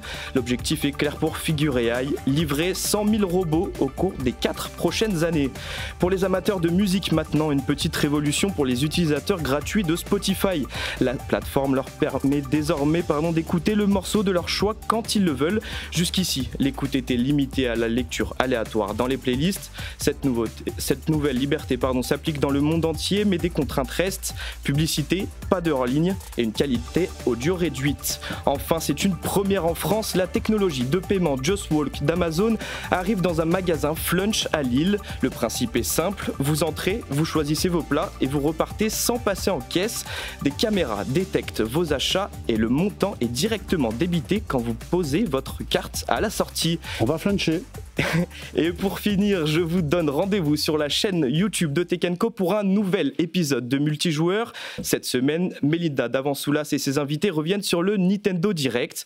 On écoute un extrait tout de suite. Nintendo fête tous les 5 ans l'anniversaire de Mario depuis qu'il a 20 ans. C'est-à-dire qu'avant, ils n'avaient pas l'air d'en avoir grand-chose à faire. Pour les 20 ans, c'était un peu confidentiel. C'était une célébration qui était uniquement sur des produits sortis au Japon. Puis les 25 ans, on se rappelle, on a vu la Wii rouge, la DSi rouge, le pack Mario Stars qu'on va essayer d'oublier parce que c'est un petit peu une blague. Pour les 30 ans, c'est pareil, ils avaient fait un bouquin encyclopédie. Il y avait Super Mario Maker qui était sorti à ce moment-là. Et puis les 35 ans, on n'a jamais trop su si c'était de l'opportunisme par rapport au post-confinement où il y avait des retards de développement, il y avait un calendrier à combler, mais on avait eu un Super Mario Bros direct carrément, dédié donc aux 35 ans de Mario. Comme tu l'as dit, effectivement, à l'approche de ces 40 ans, qui d'ailleurs ne sont pas les vrais 40 ans de Mario, c'est les 40 ans de Super Mario Bros, mais Mario, il existait déjà depuis 81. On s'est dit, bon oui, forcément, ils vont revenir dessus. Et oui, ça représentait effectivement une bonne vingtaine de minutes du plus gros Nintendo Direct non dédié à une console de l'histoire. C'est vrai que c'était très très dense. On va revenir après sur l'origine. En effet, il n'a pas vraiment 40 ans et encore moins chez nous. Voilà, retrouvez Multijoueur sur la plateforme Tech & Co, bien sûr, sur la chaîne YouTube de Tech & Co et sur l'appli BFM Business. Il est 20h35. Allez, on se projette. Début janvier se déroulera le plus grand salon tech au monde, c'est le CES. On y sera, bien sûr. On va en parler avec le principal acteur de ce salon, son patron, Gary Shapiro. Tech & Co, la quotidienne, l'invité. Et oui, depuis de nombreuses années, vous le savez, c'est un rendez-vous que vous ne manquez sous aucun prétexte. Un peu grâce à nous, puisque vous le savez, début janvier, BFM Business et Tech & Co traversent l'Atlantique, vont dans le Nevada, à Las Vegas, pour vous faire vivre ce grand salon dédié à la tech, le plus grand salon tech au monde, le CES. À quoi va ressembler cette édition 2026 dans ces temps un peu différents, voire troublés? Eh bien, c'est la question qu'on va poser à mon invité. Gary Shapiro est avec nous ce soir. Bonsoir Gary. Bonsoir.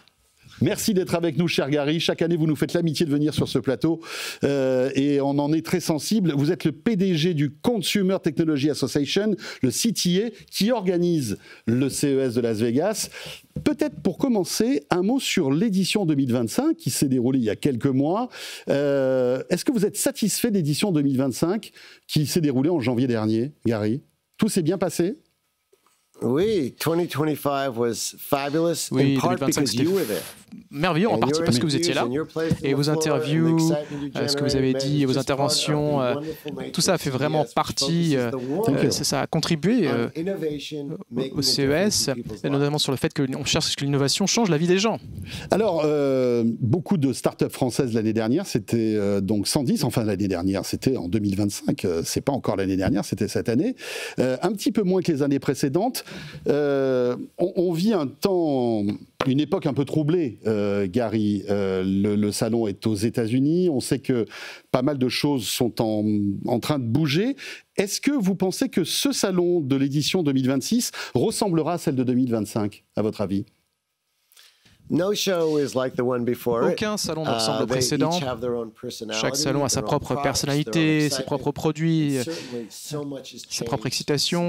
Et c'est clair qu'il y a beaucoup de choses qui ont changé depuis janvier, en tout cas aux États-Unis, sur le plan politique. Mais bien entendu, le ton sera différent. Mais d'une certaine manière, avec l'IA et d'autres technologies, ça devrait être encore plus intéressant. Est-ce que justement, on va dire, tous ces mouvements géopolitiques vous inquiètent, vous, en tant qu'organisateur du plus grand salon tech au monde? C'est pas tant une question d'inquiétude, c'est plus qu'il faut qu'on change. Tout le monde doit changer. Le monde doit changer. Chaque salon de la tech, chaque technologie est c'est une question de changement. Et ceux qui s'adaptent le plus rapidement sont ceux qui en bénéficient. Nous allons changer l'édition du CES qui va arriver en créant une nouvelle zone dans le salon. Elle va se concentrer sur le blockchain, l'IA, le quantique. Et on appelle cet espace le CS Foundry. C'est une zone où c'est pas forcément les choses qui sont exposées qui sont les meilleures, mais c'est les idées, les concepts, la technologie qui vont vraiment changer le monde de manière considérable. Et on veut vraiment avoir des débats très honnêtes sur la question, avec des démonstrations du savoir des décideurs politiques, afin de se concentrer sur ces changements fondamentaux en termes de technologie. Alors, on sait qu'aujourd'hui, l'innovation, elle est portée par la Chine, notamment. Est-ce que, on va dire, l'industrie de la tech chinoise sera présente au CES 2026, autant que l'année 2025, par exemple? Peut-être un peu plus, en fait, qu'en 2025. En fait, on a annoncé qu'on aura un intervenant principal à la Sphère, à Las Vegas, le PDG de Lenovo. Ils vont présenter quelque chose d'énorme avec une expérience sur les 5 sens. Déjà, il y avait eu une prestation extraordinaire l'année dernière. Et on avait également le PDG de Sierra Airlines. Et je crois que Lenovo a réservé la Sphère, cette bulle incroyable, hein, cette salle de spectacle que l'on apprécie aussi bien à l'intérieur qu'à l'extérieur pour justement présenter ces nouveautés. La France est la bienvenue aussi au CES. Est-ce qu'il y aura beaucoup de startups françaises, à votre avis, pour cette édition 2026? Oui, tout à fait. Et je veux revenir sur ce que vous disiez par rapport à la Chine. Mais oui, la France sera bien représentée. On sera à près de 170 exposants français. C'est à peu près le nombre qu'on avait l'année dernière. Bon, on a encore 2 mois, ça peut changer. Mais la France est très bien représentée. Il y a 7 grands groupes français, en plus de tout ce que fait Business France dans de nombreuses catégories. Il y aura Agfa Photo, Arcamice, également Web3 tokenisation, donc une très forte présence de la France. Il y a également certains de nos invités récents qui seront de nouveau présents, des grands groupes français. Et puis on va certainement annoncer également l'intervention d'un grand PDG français. Est-ce que l'instabilité politique que l'on vit en ce moment en France, qui a peut-être aussi un impact sur l'innovation technologique et les startups, vous inquiète? Et que diriez-vous justement aux dirigeants politiques français pour soutenir en fait l'innovation française? La France a une position de leadership dans le monde en termes d'innovation. Vous le savez, rien qu'il y a des ans, il y avait seulement 2 licornes. Et aujourd'hui, il y en a peut-être 30. Des décacornes. Hein. La France devrait en être vraiment très fière. Quand on est en France, les Français ne voient que les défis. Mais lorsqu'on est en dehors de la France, on voit tout l'esprit d'entrepreneuriat et d'innovation. Et ça fait vraiment avancer le pays. Parce que la France a non seulement les capacités en termes d'ingénierie, mais également une nation de créateurs d'entreprises, des entrepreneurs qui font beaucoup de choses de manière très créative en utilisant les 5 sens. Par exemple, si on prend la gastronomie, la musique, les arts, les restaurants, tout ce que fait la France touche dans la fashion. C'est un pays qui est connu pour tout ça. Donc vous rassemblez tous ces sens. La France rassemble tous ces ingrédients. Et bon, les choses changent, comme dans n'importe quelle démocratie à l'heure actuelle. Le gouvernement essaie de concilier les informations que les gens reçoivent par rapport à la réalité. On est dans des mondes différents. Il faut investir dans la défense et dans d'autres choses. Et il est difficile de concilier ces différentes priorités dans une démocratie. Mais il y a une chose que la France, les États-Unis et d'autres pays comme les Pays-Bas, quelque chose dans lequel ces pays investissent, c'est l'avenir de l'innovation. C'est pas seulement une bataille par rapport à l'économie française, néerlandaise ou américaine. C'est le fait que la Chine investit énormément, plus de 1,4 milliard de personnes dans ce pays, donc ce qui est plus que les États-Unis et l'Europe combinés, c'est même le double. Et ils ont 1 million d'ingénieurs qui sortent des écoles chaque année. Ils se concentrent sur toutes ces technologies critiques. Et la différence entre la Chine, l'Europe et les États-Unis, c'est que nous, on croit dans le droit des personnes, le droit à la vie privée, on croit à la démocratie, les droits humains, et l'avenir de nos pays, de nos cultures, quelque part, sont en péril si on n'investit pas dans les entrepreneurs et si on ne se concentre pas sur ces technologies très importantes. C'est pour ça que ça peut paraître un petit peu fâcheux ou difficile, mais bon, on voit ce que le président Trump essaie de faire, mais je pense que c'est la situation qu'on retrouve également en Europe. Et on est beaucoup plus proche que ce que l'on pense. Bien entendu, on voit les différences. Le président Trump a une approche très différente par rapport à tous ses prédécesseurs, mais au long cours, la relation entre les États-Unis, l'Europe, entre la France et les États-Unis sera une relation gagnante, en ce sens qu'on est beaucoup plus fort ensemble que si on les sépare. Et ça, il faut qu'on parle de choses comme ça. Avec donc, on va dire, ce dénominateur commun, la technologie et l'innovation, c'est ce que vous prenez chaque année au CES de Las Vegas. On parle beaucoup d'intelligence artificielle, il y en avait énormément cette année, donc en 2025, en janvier. Est-ce que vous n'avez pas peur aussi que finalement toutes les sociétés qui viennent se produire au CES mettent en avant l'intelligence artificielle parce que c'est bankable et que finalement, parfois, on soit un petit peu saoulé par toutes ces innovations où on met de l'intelligence artificielle partout. C'est pas un peu le risque aussi de ce type de salon, d'avoir comme ça d'un coup, voilà, tout le monde communique sur une même innovation qui est par exemple l'IA? Well, no. Non, parce que l'IA, c'est pas seulement une fonctionnalité, c'est un petit peu comme l'Internet, c'est comme l'invention de l'électricité ou la plomberie. C'est fondamental, ça va modifier la condition humaine, ça va résoudre de nombreuses problématiques dans les décennies à venir, de nombreuses maladies dont des personnes souffrent dans le monde. Ça va nous aider au niveau de la production agricole, de l'alimentation, pour l'eau, pour ça va nous permettre de lutter contre la pollution atmosphérique. Et en fait, au niveau des budgets, les pouvoirs publics, on souffre du fait du coût de la santé extrêmement onéreuse. Et honnêtement, c'est pas forcément la science à laquelle on pensait, parce qu'on n'a pas forcément toutes les informations. Maintenant, toutes ces informations, on peut les collecter. Et c'est là où la Chine innove également. La Chine a un ministère avec tous les dossiers médicaux partout. Il n'y a pas de respect au droit de la vie privée. Mais voilà, on a également ces dossiers médicaux en France et aux États-Unis. Mais on voit que, bien, on va voir les différentes données sur la race, ou plutôt l'appartenance ethnique, ce que les gens mangent, ce que les proches de la personne ont fait. Et donc, en fonction de tout ça, on aura des traitements, des remèdes très différents qui nous permettront de nous garder en bonne santé.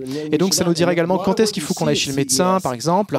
Et tout ce qu'on voit au CES, ce sont vraiment les outils pour que on puisse faire tout ça en santé. Il en est même pour les véhicules autonomes. Ça va nous permettre de réduire le nombre d'accidents de la circulation. Aux États-Unis, à peu près 3 millions d'hospitalisations parce qu'il y a énormément de personnes qui sont tuées sur la route. Une bonne partie de ces accidents pourraient être supprimés grâce aux voitures autonomes et on commence à voir l'évitement des collisions. Ça, c'est l'IA qui fait ça.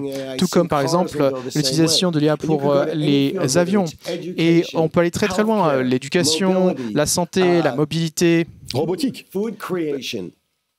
La création alimentaire. Oui, la robotique, c'est une forme d'IA. Et quand on combine l'IA avec des changements mécaniques, eh bien, les choses vont changer. Ce qui fait qu'au final, on peut avoir un robot qui peut faire beaucoup de tâches manuelles qu'aujourd'hui les gens réalisent, qui peuvent être dangereuses ou superflues. On voit vraiment un changement spectaculaire. Et je pense que pour le président Trump, aujourd'hui, l'IA va être ce que le fracking, le forage était pour le président Biden. Ça va permettre de rendre les pays plus sains sur le plan économique et très honnêtement, ça va permettre de faire avancer les économies, peu importe ce qui se passe, parce que ça va améliorer la productivité. Et la même chose se fera en Europe et en France. Vous allez voir une croissance extraordinaire du fait de l'IA.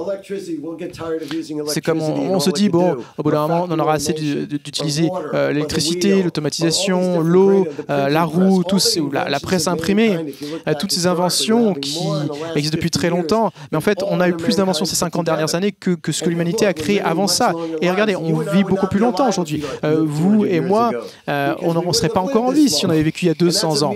Et c'est un miracle. L'autre jour, je prenais une douche très chaude et je me suis dit, mais c'est vraiment formidable. Imaginez que mes grands-parents n'ont jamais pu profiter d'une douche vraiment chaude. Ça n'existait pas à l'époque. Aujourd'hui, on prend tout ça pour acquis.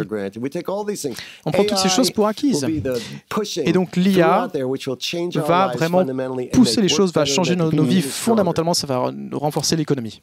La tendance de 2026, ce sera l'IA, à votre avis. Qu'est-ce que vous sentez de nouveau qui sera mis en avant durant ce CES 2026 ? Ce sera ma dernière question, Gary. Vous savez, il y a des milliers d'exposants. C'est quand même un des plus grands événements économiques du monde. Il est difficile de vous parler juste d'une chose, mais il est clair que l'IA sous-tendra de nombreuses choses. Mais il y a clairement la blockchain. On se concentre de plus en plus également sur le quantique. On parle également de la production énergétique, tout comme on l'avait fait en janvier. On refera ça en janvier. Et dans un pays qui est la meilleure production énergétique du monde, avec le nucléaire, eh bien, il faut... C'est ce qu'on dit, regardez ce qu'a fait la France. Là, on parle de la France. Moi, je vois beaucoup de promesses, je pense que c'est très prometteur. Il y a beaucoup de choses qui sont faites dans de nombreux domaines, de manière très positive. Et je sais que tout le monde se concentre sur les grèves, etc. Mais vous savez, les grèves, c'est un petit peu, pour la France, c'est un peu ce que le baseball pour les États-Unis, c'est le loisir national, le hobby national. Mais en fait, il faut voir comment les choses sont vraiment très bien dans ce pays. Et nous, on voit toutes ces avancées, on se dit, bon, ce sera quoi la suite? C'est un miracle. J'ai l'impression que demain, ça sera un peu notre Super Bowl, alors, finalement, demain jeudi. Merci beaucoup, Gary. Le CES, ce sera donc du 6 au 9 janvier 2026. Tech & Co, BFM Business y sera. Et merci de nous y accueillir aussi chaleureusement chaque année. Merci beaucoup. Merci beaucoup. À très bientôt. Et tout de suite, direction la rédaction de Tech & Co, comme chaque soir. Tech & Co, la quotidienne, la chronique techandco.com. Et j'accueille maintenant Kesso Diallo. Bonsoir Kesso. Bonsoir. Journaliste à rédaction de Tech & Co. Ce soir, tu vas nous parler de l'alimentation adaptative. C'est une nouvelle fonction qui est activée par défaut sur les iPhone 17 et R. Et oui, les nouveaux iPhones sortiront dans 2 jours et parmi ceux qui prévoient de l'acheter, certains ne le savent pas, mais il y aura une fonction qui sera activée par défaut. Tu l'as dit, elle s'appelle l'alimentation adaptative. En fait, c'est un nouveau mode de gestion de la batterie.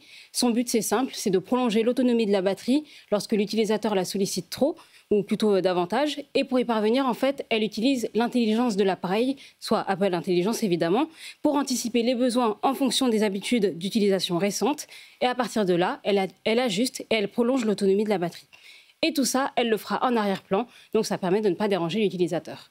Et pour ceux qui se demandent à quoi ça ressemblera, en fait, cette fonction, elle pourra tout simplement réduire la luminosité de l'écran de 3% ou activer le mode économie d'énergie lorsque la batterie, elle tombera à 20%. Tout ça. L'idée, c'est toujours grappiller quelques minutes, quelques heures d'autonomie supplémentaire. Exactement, pour qu'on ne soit pas en rate de téléphone à la fin de la journée. Oui. Mais cette fonction, Kesso, ne sera pas réservée qu'aux iPhone 17. Et oui, comme elle utilise Apple Intelligence, on la retrouve déjà sur les iPhone 15 Pro et 15 Pro Max, mais aussi sur tous les iPhone 16.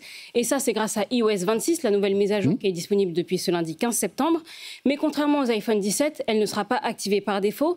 Donc l'utilisateur devra lui-même aller dans les paramètres pour activer cette nouvelle fonction.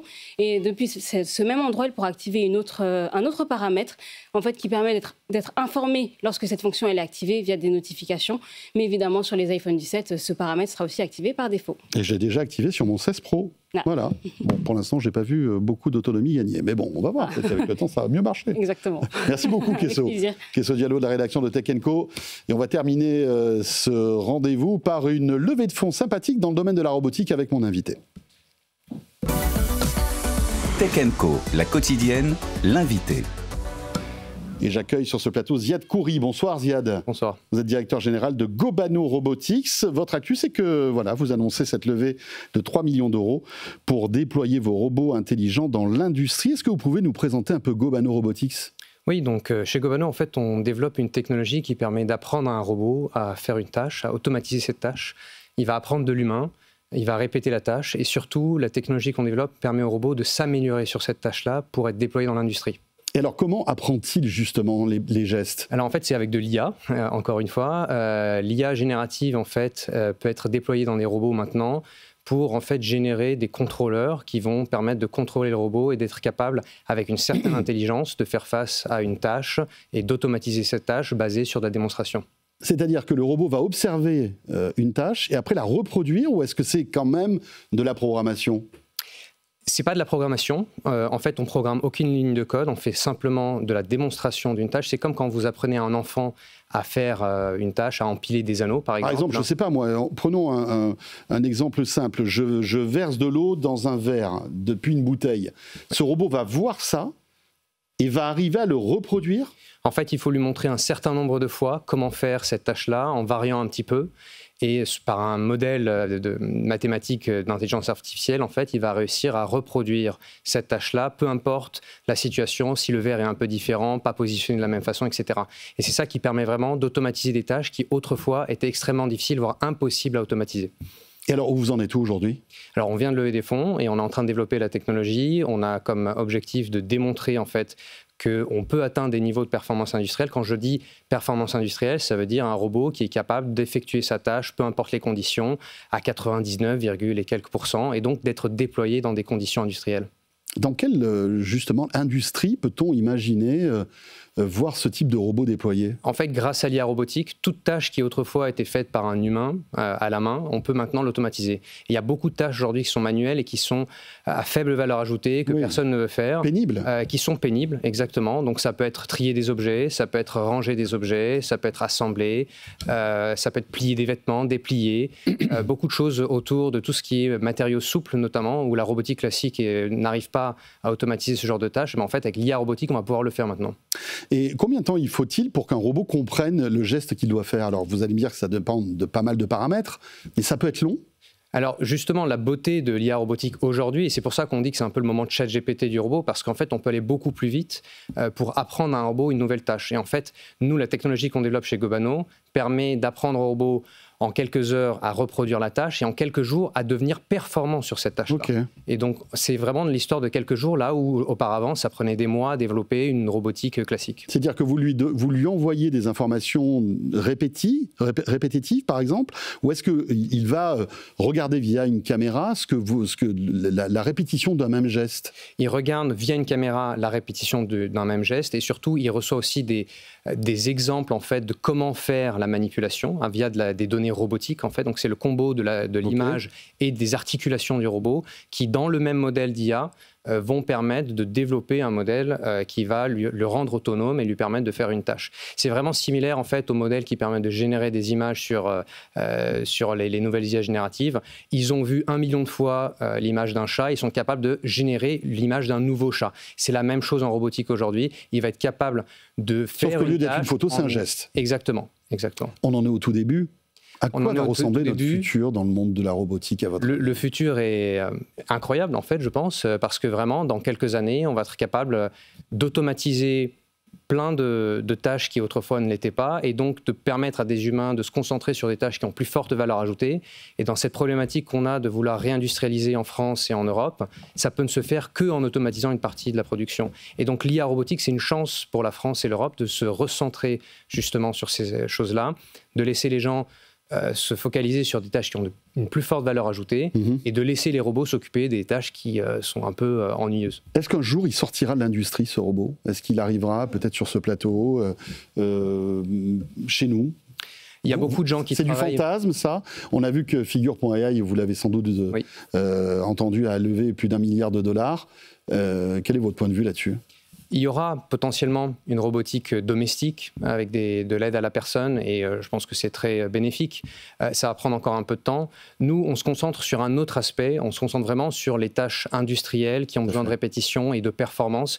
C'est pas tout à fait les mêmes technologies, c'est pas tout à fait les mêmes approches. Nous, on va travailler avec des robots, enfin des bras robotiques classiques qui existent déjà sur le marché, là où les humanoïdes sont encore dans une phase de maturation et sont pas encore complètement matures aujourd'hui.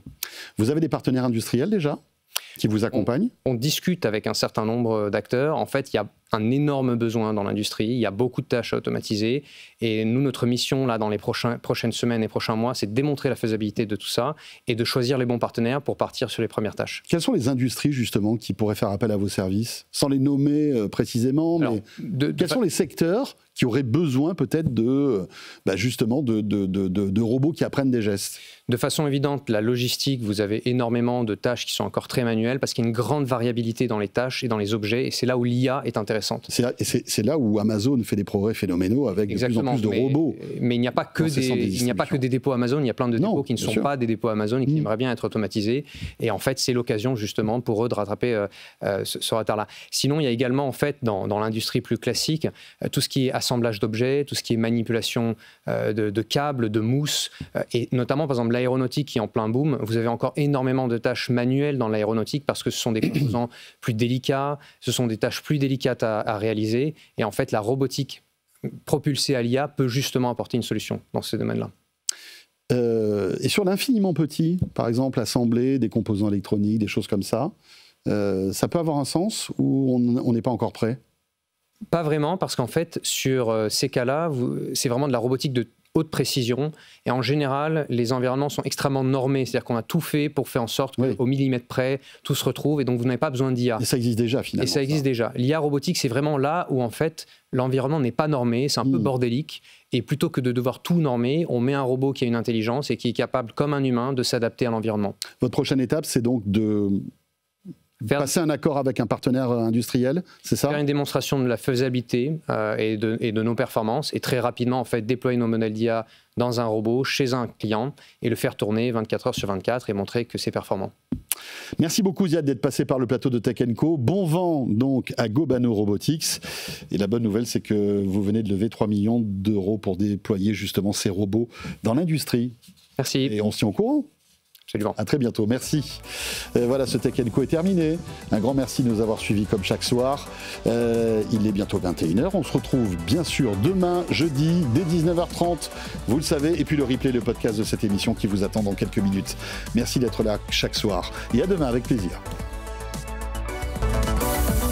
Tech & Co, la quotidienne sur BFM Business.